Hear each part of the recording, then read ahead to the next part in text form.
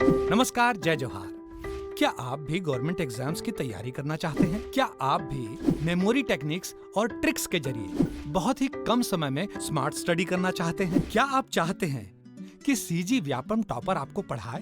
तो डाउनलोड करिए Yogendra Sahu classes app. यहाँ 10 से अधिक गवर्नमेंट एग्जाम्स क्रैक करने वाले और सीजी व्यापम टॉप करने वाले योगेंद्र सर सीजीपीएससी और सीजी व्यापम के अंतर्गत होने वाले सभी एग्जाम्स की तैयारी कराएं। तो डाउनलोड करिए Yogendra Sahu classes app to be the best, learn from the best.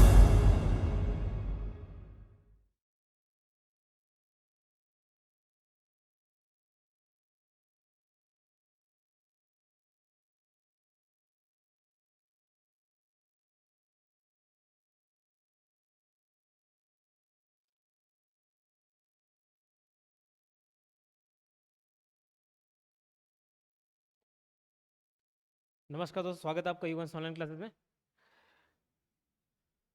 Hariram Patel की किताब हम कवर करें कंप्यूटर की, और इस सीरीज में हमारा पार्ट रहेगा माइक्रोसॉफ्ट ऑफिस, जो कि सबसे ज़्यादा महत्वपूर्ण है। यहाँ से क्वेश्चन डैम श्योर पूछे जाते हैं। तो एमएस ऑफिस की हम बात करेंगे, और इस चैप्टर को मैं लाइन से ना पढ़ाकर बीच बीच से आपको पढ़ाऊंगा, जो ज़्यादा जरूरी है, जो जहाँ से क्वेश्चन ज़्यादा बनते हैं। पढ़ाऊंगा तो पूरा ही, लेकिन बीच बीच से हम स्टार्ट करेंगे।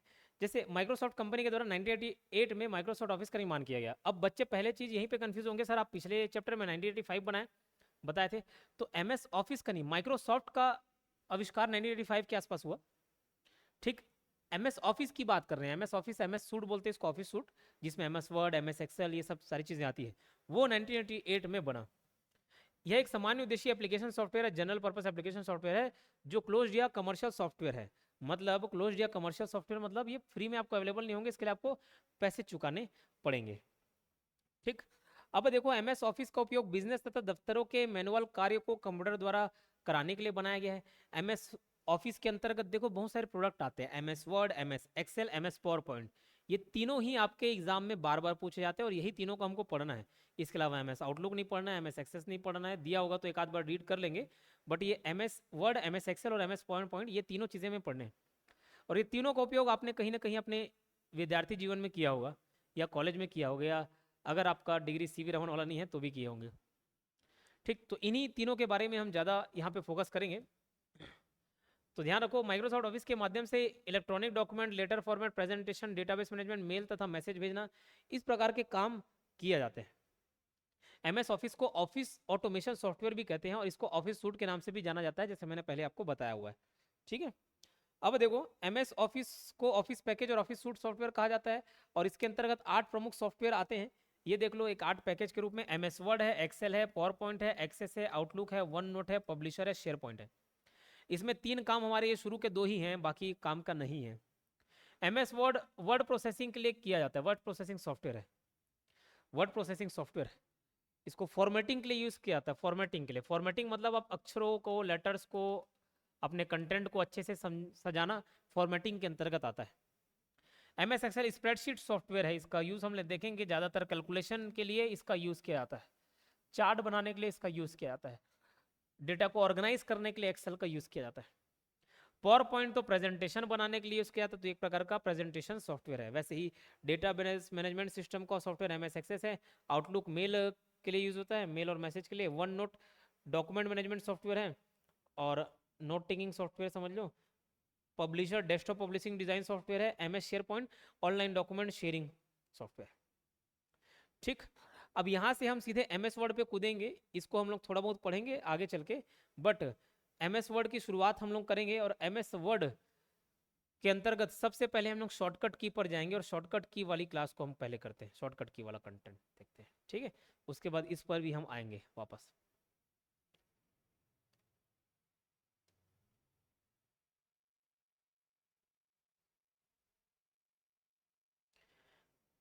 एमएस वर्ड, अच्छा चलो इसी को पहले देख लेते हैं, उसके बाद हम लोग शॉर्टकट की इस पर आ जाएंगे। ठीक है,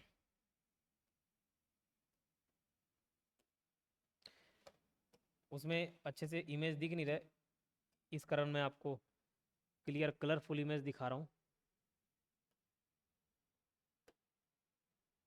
कुछ ज़्यादा छोटा हो गया।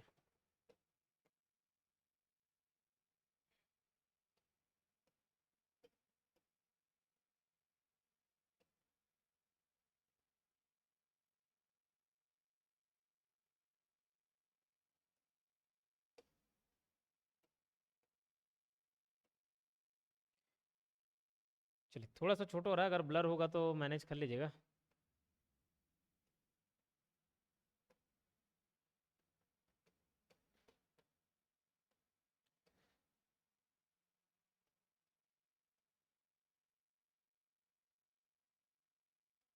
चलिए ये आपको फाइल और होम टैब के अंतर्गत देखने को मिलेगा। ये देखो एमएस वर्ड आप जब ओपन करेंगे ना, तो यहाँ पे डॉक्यूमेंट एमएस वर्ड करके लिखा हुआ दिख रहा है आपको। तो पहला पॉइंट तो आपको यहीं पे याद रखना है कि अगर आपने किसी डॉक्यूमेंट का नामकरण किया हुआ है तो जो नाम सेट करोगे वही नाम दिखाएगा। मैं एमएस वर्ड में कोई टाइप कर रहा हूँ, कोई कंटेंट बना रहा हूँ, उसका नाम रख दिया अब मॉडर्न हिस्ट्री, तो मॉडर्न हिस्ट्री के नाम से दिखाएगा। लेकिन अगर आप उसको नाम नहीं देते और बिना नाम के सेव कर देते हैं तो वो बिना नाम का सेव नहीं होता, उसमें नाम सेव होगा, नाम सेव होगा। तो किस नाम से सेव होता है याद रखना, बाय डिफॉल्ट नाम कौन सा सेव होता है, डॉक्यूमेंट। क्या डॉक्यूमेंट, ठीक है, क्या डॉक्यूमेंट। वैसे ही अगर आप देखेंगे एक्सेल में बुक नाम से हो जाता है, वर्कबुक नाम से सेव हो जाता है। तो फिलहाल हम एमएस वर्ड की बात करें डॉक्यूमेंट, और डॉक्यूमेंट में पहला डॉक्यूमेंट 1, डॉक्यूमेंट 2, अगर आप तीसरा फिर ऐसी दोबारा रिपीट कर रहे हैं तो डॉक्यूमेंट 3, 4 ऐसे चलते जाएगा। ये जो नाम दिखा रहा है जहाँ पे, इसी को बोलते हैं टाइटल बार। क्या बोलते हैं, टाइटल बार बोलते हैं। क्या बोलते हैं, टाइटल बार। टाइटल बार के अंतर्गत ये सारे जो है वो मेन्यू बार है। क्या है, मेन्यू बार है। अलग अलग मेन्यू मिलेंगे, या टैब बोल सकते हो, अलग अलग टैब मिलेंगे आपको। होम टैब, इंसर्ट टैब, दुनियादारी आपको यहाँ पे मिलेगा। उसके बाद यहाँ पे ये जो कोना सा दिख रहा है, ये इसको ना क्विक एक्सेस टूलबार बोलते हैं। क्या बोलते हैं, क्विक एक्सेस टूलबार बोलते हैं। जहाँ पे ये आकृति आपको दिख रही है, ये आकृति देखो, ये होम टैब हो गया, ये आपका सेव वाला ऑप्शन हो गया, इससे सेव हो जाता है।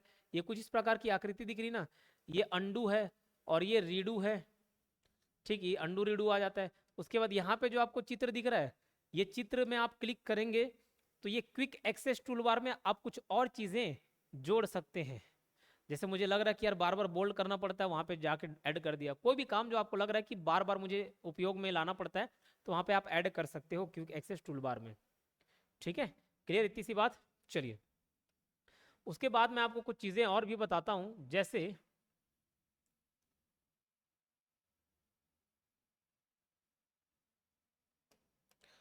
जैसे अब आप ये होम टैब खोलेंगे, फाइल टैब के अंदर होम टैब खोलेंगे, इसमें आपको ये क्लिपबोर्ड दिख रहा है। क्लिपबोर्ड, क्लिपबोर्ड क्या होता है, क्लिपबोर्ड एक ऐसी जगह है जहाँ पे बार बार उपयोग में लाने वाले, जैसे मैं मान के चलो मैं कोई कंटेंट बार बार लिखता हूँ, जैसे योगेन साहू क्लासेस जिसमें बार बार उपयोग होता है, तो मैं इसको क्या कर लिया, इसको मैं कॉपी करके क्लिपबोर्ड में सेव कर लूँगा। जैसे यूट्यूब के कमेंट में देखता हूँ, और यूट्यूब के कमेंट मुझे रिप्लाई करने होते हैं, या आमतौर पे बहुत लोगों का कॉमन रिप्लाई होता है, सर कोर्स खरीदना है, कहाँ कॉन्टैक्ट करें। तो एक ही नंबर देता हूँ, 8770123687। ये बार बार मुझे लिखना पड़ता है, तो मैं क्या करता हूँ, उसको क्लिपबोर्ड में सेव कर लिया हूँ, जो भी आया तो क्लिपबोर्ड से वहाँ निकाल के पेस्ट मार दिए, बार बार लिखने की ज़रूरत नहीं। ठीक, अब मुझे बताना क्लिपबोर्ड में ऐसे कितने कंटेंट आप सेव कर सकते हो, नंबर ऑफ कंटेंट कितने होंगे, ये मुझे कमेंट बॉक्स में लिखकर बताएंगे, फिर मैं अगले क्लास में बता दूंगा आपको।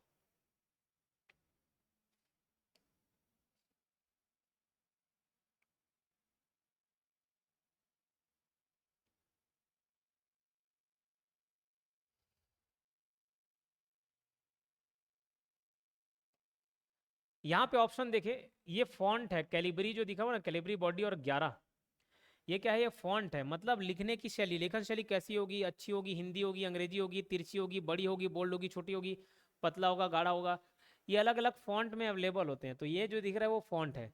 अब याद रखना, यहाँ से पहला सवाल क्या बनता है कि डिफॉल्ट फॉन्ट कौन सा रहता है, तो याद रखना कैलिबरी रहता है। और ये जो 11 दिखा हुआ है ना, ये फॉन्ट साइज है। डिफॉल्ट फॉन्ट साइज क्या रहता है, ये 11 रहेगा। डिफॉल्ट फॉल्ट कौन सा रहेगा, कैलिबरी, और डिफॉल्ट फॉन्ट साइज कौन सा रहेगा, 11। एप्पल में कहीं ना कहीं वो 12 हो जाता है, ठीक है, तो 11 आप याद रखेंगे। 11 डिफॉल्ट फॉन्ट सेट है, उसके बाद आप उसको बढ़ा सकते हैं। इसके अलावा कुछ और आपको यहाँ पे नंबर दिख रहे हैं। बी फॉर है बोल्ड, आई से इटैलिक, यू से अंडरलाइन। आपको कंटेंट को गाढ़ा में लिखना है, बोल्ड कर दोगे, जैसे ये बी लिखा हुआ है, और इसको बोल्ड में करके लिखूंगा तो कुछ ऐसे लिखाएगा बी। आई से ये बी ऐसे हो जाएगा टेढ़ा, यू से इसके अंदर अंडरलाइन हो जाएगा। ये कुछ लिख के काटने वाला चिन्ह है। ये x2 और x स्क्वायर ऐसे दिख रहा है ना, इसको बोलते हैं हम लोग सब स्क्रिप्ट और सुपर स्क्रिप्ट। क्या करते हैं, क्या कहते हैं इसको, सब स्क्रिप्ट और सुपर स्क्रिप्ट। मतलब जैसे मुझे H2O लिखना है, ये दो साइड में नहीं है, ध्यान रखना, ऐसे H2O नहीं है, ये 2 नीचे है, तो इसको मैं बोलता हूँ सब स्क्रिप्ट। तो सब स्क्रिप्ट लिखने के लिए यहाँ पे दबा सकते हो। और मुझे लिखना है 3 to the power 4, तो ये जो ऊपर 4 आ रहा है, ये 3 के बाद 4 नहीं है, ये 3 to the power 4 है, 3 की घात 4 है। तो ये 4 को ऐड करने के लिए मैं सुपर स्क्रिप्ट का उपयोग करूंगा। ठीक है, इतनी सी बात समझ आई।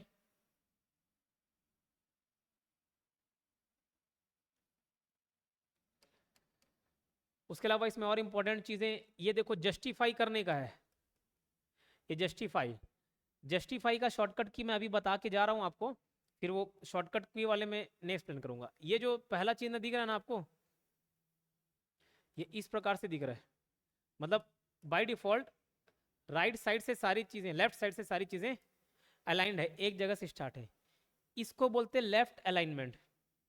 मतलब आपका कर्सर जब आप टाइप करेंगे ना, बाय डिफॉल्ट यहाँ से रहता ही है, तो आप जो भी चीजें लिखेंगे, मान के चलिए लिखे योगेन साहू क्लासेस, यहाँ तक आया, फिर CSCB कॉलोनी यहाँ तक आ गया, 8770 123 यहाँ तक आ गया। इधर का लाइन भले ही बराबर हो ना हो, लेकिन ये वाला लेफ्ट साइड का लाइन जरूर बराबर मिलेगा, इसी को हम लोग बोलते हैं लेफ्ट अलाइनमेंट। और इसके लिए एक शॉर्टकट की होता है Ctrl+L। क्या होता है Ctrl+L? ठीक इसी का ही उल्टा राइट अलाइनमेंट भी होता है, ये जो 3rd नंबर पे दिख रहा है, कुछ इस प्रकार की आकृति देखने को मिलेगी ऐसे। इसमें क्या होता है, कर्सर यहाँ पे रहेगा, कुछ भी आप लिखेंगे ना तो इधर से लिखाते हुए चलेगा, लिखेगा वैसे ही इधर से खिसकते चले जाए, वाई लिखे तो वाई एक बार लिखाएगा, फिर YO तो वाई थोड़ा इधर खिसक जाएगा, उसकी जगह O लिखाएगा, तो सब चीज ठीक लिखाता है। तो इस केस में क्या होता है, राइट साइड सारी चीजें अलाइन रहती हैं, मतलब राइट साइड से सारी चीजें बराबर रहती हैं, सारे अक्षर और सेंटेंस पैराग्राफ लाइन, इसको बोलते हैं राइट अलाइनमेंट। ये हमारा एक शॉर्टकट की इसके लिए उपयोग करते हैं Ctrl+R। अब एक और चीज सेंटर अलाइनमेंट, यहाँ पे ना कर्सर बीच में स्टार्ट होता है, लिखोगे ना तो जैसे योगेन साहू क्लासेस लिखा तो वो योगेन साहू क्लासेस से बराबर बराबर दोनों तरफ बढ़ेगा, तो वो कुछ इस प्रकार से दिखाई देगा आपको, तो ये बीच से बराबर रहता है, इसको बोलते हैं सेंटर अलाइनमेंट। अब जैसे लेफ्ट के लिए Ctrl+L था, राइट के लिए Ctrl+R था, सेंटर के लिए Ctrl+C नहीं होता। क्यों नहीं होता? क्योंकि Ctrl+C कॉपी करने के काम आता है, तो सेंटर अलाइनमेंट के लिए क्या यूज होता है, Ctrl+E होता है। और आपको लेफ्ट राइट सब तरफ से बराबर करना है, जो इस प्रकार की आकृति दिख रही है बराबर बराबर, इसके लिए यूज होता है जस्टिफाई, तो Ctrl+J दबाना होता है, तो सब तरफ से आपका जो कंटेंट है वो बराबर हो जाएगा। ठीक है, ध्यान रखेंगे। चलिए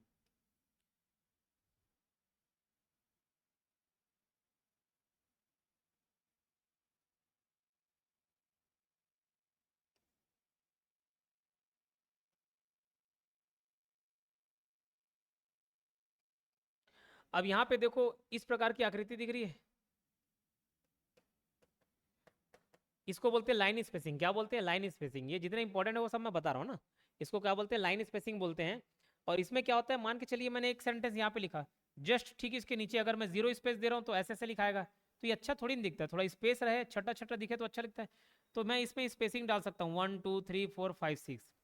ठीक, तो एक का गैप देना है तो Ctrl+1 Ctrl+2 Ctrl+3 ऐसे चलता है, 4 5 6 का ऑप्शन नहीं, आगे और बढ़ा नहीं सकता। लेकिन कभी कभार शॉर्टकट की पूछता है 1.5, अगर 1.5 स्पेस देना है, 1.5 का स्पेस देना है तो क्या दबाओगे, तो उसके लिए शॉर्टकट की है Ctrl+5। क्या है? Ctrl+5 है, इस बात को आप याद रखेंगे। ठीक है, इसको बोलते हैं मिनिमाइज बटन, इसको बोलते हैं मैक्सिमाइज बटन, और इसको बोलते हैं क्लोज बटन, और ये है आपका हेल्प विंडो। क्या है?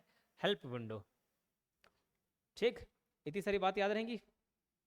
इधर आपका स्टेटस बार है, सब क्या क्या स्टेटस दिखाता है, ये चीज आपको एक्सेल में भी देखने को मिलेंगी कि कितने रोज हैं, कॉलम में कितने नंबर आप डाले हुए हो, सब दिखाता है यहाँ पे। ये आपका जूम कंट्रोल है, ध्यान रखना मैक्सिमम कितना जूम हो सकता है, 400% और मिनिमम 10%। मैक्सिमम मिनिमम का भी ये बता दिया मैं आपको कंसेप्ट। इसको बोलते हैं रूलर। ध्यान रखो, ये देखो, ये कुछ इस प्रकार की आकृति दिख रही है, तो कर्सर यहाँ पे है, मान के चलो इसको मैं यहाँ पे सेट किया तो कर्सर हमेशा यहाँ पे आएगा, तो ये क्या चीज है, इसको बोलते हैं रूलर। रूलर क्या बोलते हैं? रूलर। और ये इधर वैसे ये भी रूलर है, इधर भी रूलर मिलेगा आपको। ये जो दिख रहा है ये स्क्रॉल बार बोलते हैं, ऊपर और नीचे 2 हॉरिजॉन्टल और वर्टिकल स्क्रॉल बार दिखेंगे, जिससे आप आगे पीछे खिसका सकते हैं पेजेस को। ठीक, तो इतना सारा कंटेंट मैंने आपको बताया, यही चीज यहाँ पे लिखा हुआ है।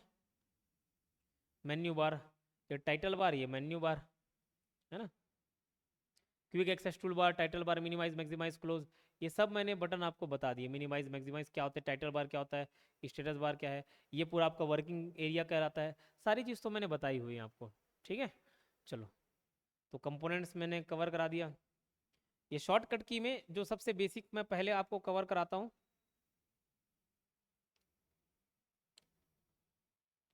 ए से लेके जेड तक वाला हम कवर कराएंगे माइक्रोसॉफ्ट वर्ड के शॉर्टकट की। जैसे मान के चलिए आपने कोई कंटेंट लिखा हुआ है पूरा, आपको पूरा का पूरा कंटेंट सेलेक्ट करना है, आप शॉर्टकट की दबाएंगे कंट्रोल+A। क्या दबाएंगे? कंट्रोल+A। तो सेलेक्ट ऑल हो जाएगा। आप चाह रहे कि जितना भी कंटेंट लिखा हुआ उसको सेलेक्ट करने के बाद आप चाह रहे कि सबका सब कंटेंट गाढ़ा हो जाए, बोल्ड हो जाए, तो दबाएंगे कंट्रोल+बोल्ड। कॉपी करने के लिए कंट्रोल+C या शिफ्ट+F2, ये कॉपी हो जाएगा। डी से आगे ना फॉन्ट विंडो खुलता है, या बोल सकता हूँ default font dialog box, font dialog box खुलता है। क्या बोलता है? Font dialog box. कंट्रोल+C से आगे ना सेंटर अलाइनमेंट होता है। एफ से होता है फाइंड, ठीक है। एफ से होता है क्या? कंट्रोल+F से होता है फाइंड, ठीक है। जी से होता है गो टू, मतलब गो टू ऑप्शन खुल जाएगा। कंट्रोल+G दबाएंगे तो गो टू ऑप्शन दिख जाएगा। उसके बाद आपको देखने को मिलेगा कि आप कौन से लाइन में जाना चाह रहे हैं। मान के चलिए 100 पेज का एक MS वर्ड डॉक्यूमेंट है, अलग अलग लाइन है, अलग अलग पैराग्राफ हैं, तो भैया आप किसी लाइन में जा रहे हो, किसी पैराग्राफ में जाना चाह रहे हो, कि किसी चौथे पांचवें नंबर के आप पेज में जाना चाह रहे हो, तो वो कंट्रोल+G दबाओगे ना तो वो ऑप्शन खुल जाएगा गो टू, चाहे लाइन में हो, पेज में हो, बुक मार्क में हो, कोई भी ऑप्शन यहाँ पे मिल जाएगा। H से होता है फाइंड एंड रिप्लेस। क्या होता है? Find and replace. कंट्रोल+S से रिप्लेस, इसको याद करने का तरीका है H मतलब हटा देना, हटा देना, रिप्लेस। जैसे देखो 3 इडियट की एक मूवी थी, उसमें आमिर खान, वो क्या नाम था उसका, चतुर्लिंगम शायद, ठीक है, वो बाबा जी जो चूरन खाता था, तो उसका जो स्पीच रहता है उसको चेंज करते देते लोग। क्या करते हैं? यही शॉर्टकट की दबाते हैं कंट्रोल+H, तो find and replace dialog box खुलता है। उसमें जहां जहां पे चमत्कार वर्ड लिखा रहता है उसको कुछ और दूसरे शब्द से उन लोग क्या कर देते हैं? रिप्लेस कर देते हैं। जैसे मान के चलो मैं कोई एक सेंटेंस लिखा हूँ, हर जगह मैं मिस्टर लिख दिया, लेकिन बाद में लगा यार मिस्टर के बाद किसी लड़की का नाम है, जैसे मिस्टर लूसी लिखा हुआ है, अरे लूसी तो लड़की का नाम है, यहाँ पे मिस होना चाहिए, तो मैं पूरा मिस्टर को सेलेक्ट कर लूंगा और रिप्लेस कर दूंगा मिस से, ये हो जाएगा कंट्रोल+H दबाने से, ठीक है। कंट्रोल+I से इटैलिक होता है, इटैलिक मतलब टेढ़ा लिखा जाएगा। जे से जस्टिफाई, ये मैं बता चुका हूँ। के से हाइपरलिंक, हाइपरलिंक जैसे आप देखना कोई भी आप सर्च किए किसके बारे में, जैसे कंप्यूटर के बारे में आप सर्च कर रहे हैं, कंप्यूटर के बारे में आप सर्च किए, कोई एक वेबसाइट ले लो जैसे विकीपीडिया, विकीपीडिया में सारी जानकारी मिलेगी। फिर कंप्यूटर से रिलेटेड एक नाम आ गया चार्ल्स बेबेज का, अब आपको लगा यार चार्ल्स बेबेज के बारे में मुझे देखना है, कंप्यूटर के बारे में नहीं, तो चार्ल्स बेबेज पर क्लिक करोगे ना तो वो एक दूसरे लिंक पर लेके जाता है, दूसरे साइट पर लेके चल देता है।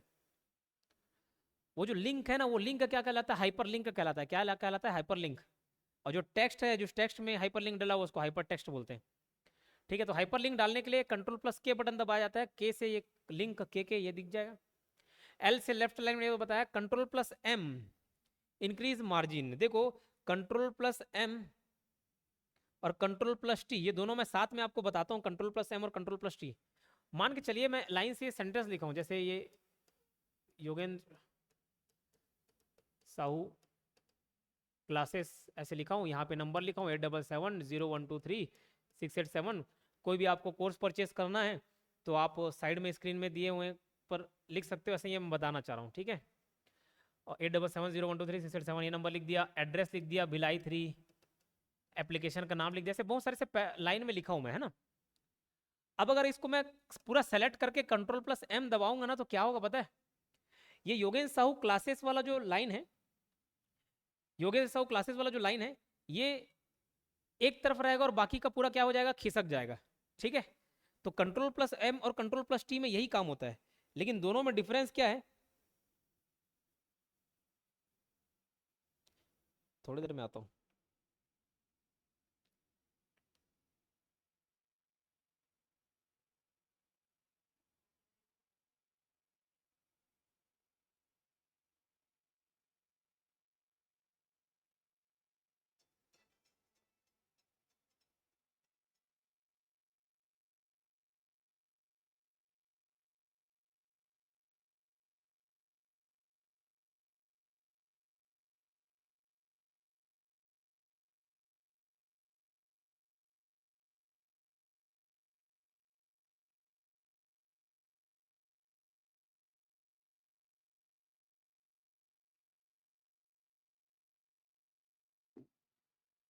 चलिए माफी चाहता हूँ, क्या बताया था, कंट्रोल प्लस एम और कंट्रोल प्लस टी को हम लोग साथ में पढ़ेंगे और कंट्रोल प्लस क्यू को भी देख लेंगे, है ना, कंट्रोल प्लस क्यू को भी देख लेंगे साथ में।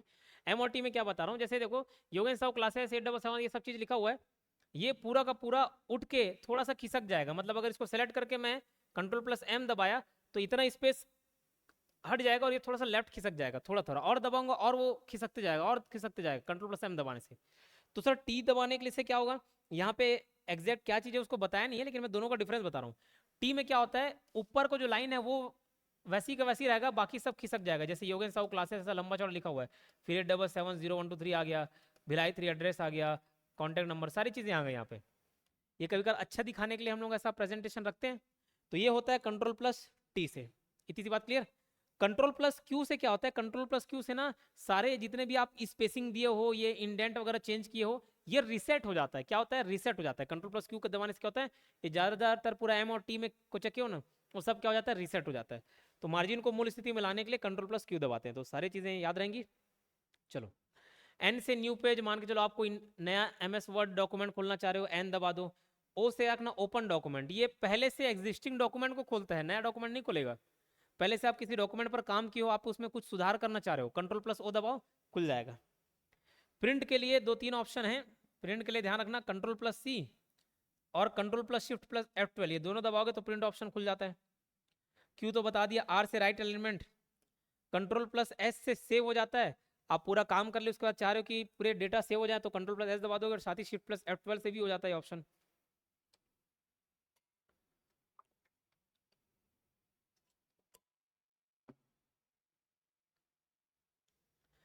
Control plus T hanging indent क्या है मैं बता दिया, हैंगिंग इंडेंट। यू से अंडरलाइन, वी से पेस्ट। देखो भैया कंट्रोल प्लस सी से कॉपी होता है, कॉपी करने के बाद उसको कहीं ना कहीं पेस्ट तो करोगे, तो कंट्रोल प्लस वी से क्या हो जाता है, पेस्ट। डब्ल्यू से रखना क्लोज, कोई प्रोग्राम आपका क्लोज हो जाएगा, विंडो क्लोज हो जाएगा, तो इसको विंडो क्लोज करके याद रख लेना, विंडो क्लोज। तो डब्ल्यू से याद रह जाएगा क्लोज। ये चल रहे हैं जो आप लास्ट में मिनिमाइज बटन और मैक्सिमाइज बटन और कट दबाया था ना, ये कट को दबाने से जो काम होता है ना, वही ये शॉर्टकट की कंट्रोल प्लस डब्ल्यू दबाने से हो जाएगा।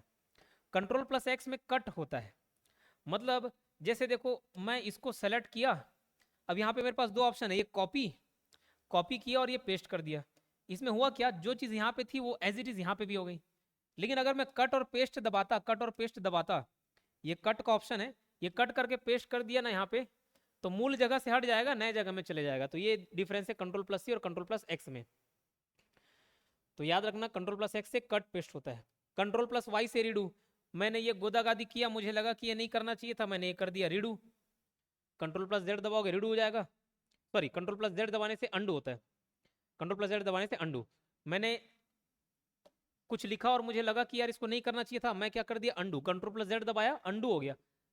मुझे लगा नहीं यार वापस से करना चाहिए था, कंट्रोल प्लस वाई दबा दूंगा, रीडू हो जाएगा। तो ये कंट्रोल प्लस वाई और जेड ऑप्शन हो गया। तो ये ए से लेके जेड तक मैंने सारे ऑप्शन बता दिए। ये MS वर्ड का पहला लेक्चर था, इसको आप ध्यान में रखेंगे। इसके बाद की चीज़ें हम लोग थोड़ा सा बड़ा है तो 3-4 लेक्चर में कवर कर लेंगे, 2-3 लेक्चर एटलीस्ट लेंगे। ठीक, कोर्स परचेज करना हो तो 8770123687 नंबर पर आप कॉन्टैक्ट कर सकते हैं। मिलते हैं नेक्स्ट वीडियो में, धन्यवाद।